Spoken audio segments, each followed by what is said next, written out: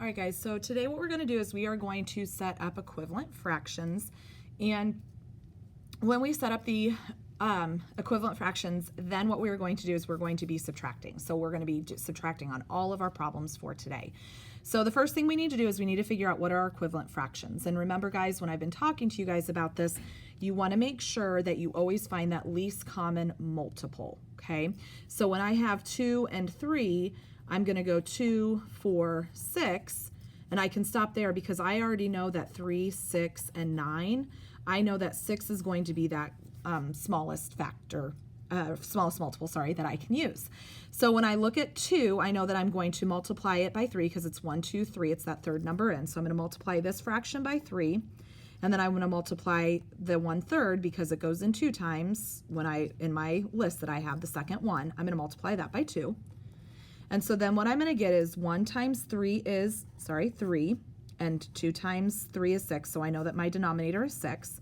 1 times 2 is 2, 6, that's my common denominator, so now I can go ahead and subtract. 3 minus 2 is 1, and my denominator is 6, so 1/6 is my answer, okay?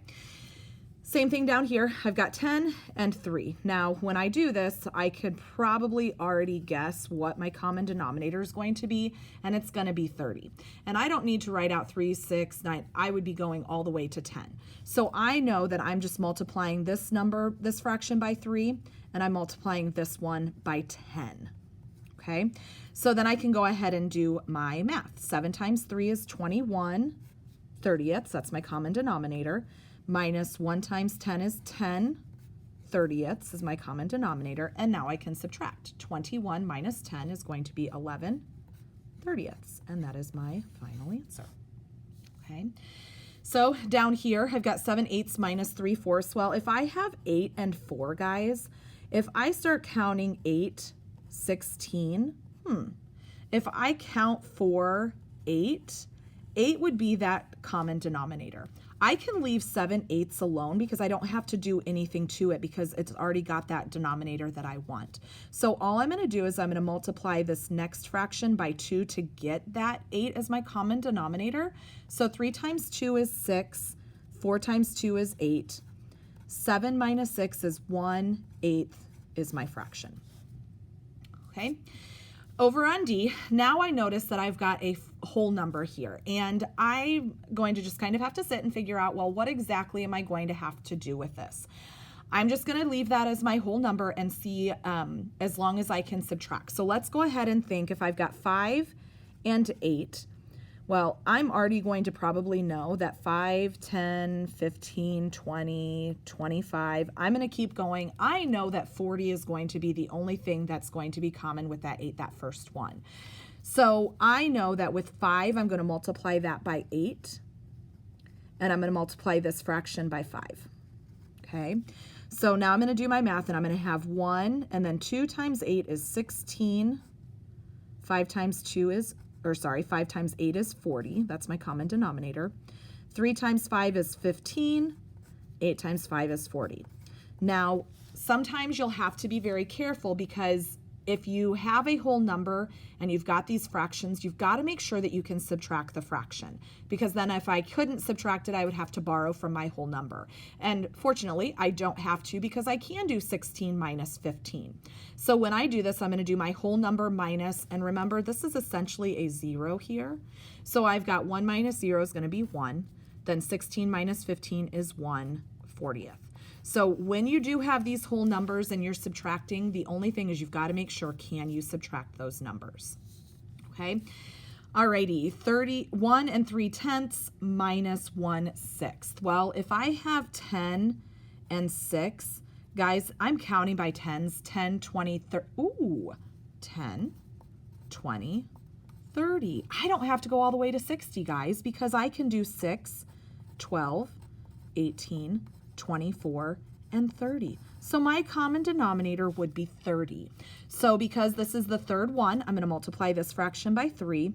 And because this one is the fifth one, I'm going to multiply that by 5. So I'm going to have 1, and then 3 times 3 is 9 30ths. And I'm going to subtract 1 times 5 is 5 30ths. And before I subtract, I want to make sure that I don't need to borrow. Well, I can do 9 minus 5, so I am perfectly fine. So I'm going to have 1 minus 0 is 1. And that's kind of why I put that 0 and I've made it really kind of faint, is because it is basically a 0 right there. So that's how I can just do 1 minus 0 is 1. Then 9 minus 5 is going to be 4 30ths. Now, I can simplify this because I can take 4 and divide it by 2. I can take 30 and divide it by 2. And I can get 1 and 2/15 as my simplified fraction. If you left it like that, yes, that's technically correct, but you always want to make sure that you do simplify down to the smallest term, okay? Alrighty, so now I've got 2 1/3 minus 1 1/5. So I've got 3 and 5, and when I do this, 3, 6, 9, 12, 15, I already know there, guys, 15 is my common denominator. Okay, so my 3, I'm going to multiply it by 5 because it's that 5th number right here. And then this last fraction, I'm going to multiply it by 3 because that is my 3rd number there. So I'm going to rewrite this, and I have 2 5/15 minus 1 3/15. Okay, now before I do anything, I want to make sure, can I do 5 minus 3? Yes, I can, so I don't need to borrow anything. So I can do 2 minus 1 is 1. 5 minus 3 is 2/15. Okay, can't simplify that down, so that's a perfect number right there. Okay, the last one, and we're going to skip letter H for this one because we don't need to do that number line. But we're going to look at this, and I've got 7 and 3. So when I have 7 and 3, I'm going to go 7, 14, 21.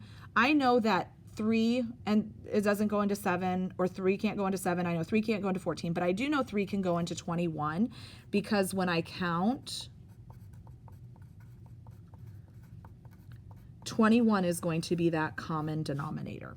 So I'm going to multiply this first fraction times 3 because it's that 3rd number, and I'm going to multiply this next one by 7 because it's that 7th one. So I'm going to do 5 and 18/21 minus 2 and 14/21. So I can do 18 minus 14, so I don't need to worry about borrowing, so I'm okay there. So I can go ahead and subtract my whole numbers, which is 3, and then 18 minus 14 is going to be 4/21. I cannot simplify, so that is my final answer.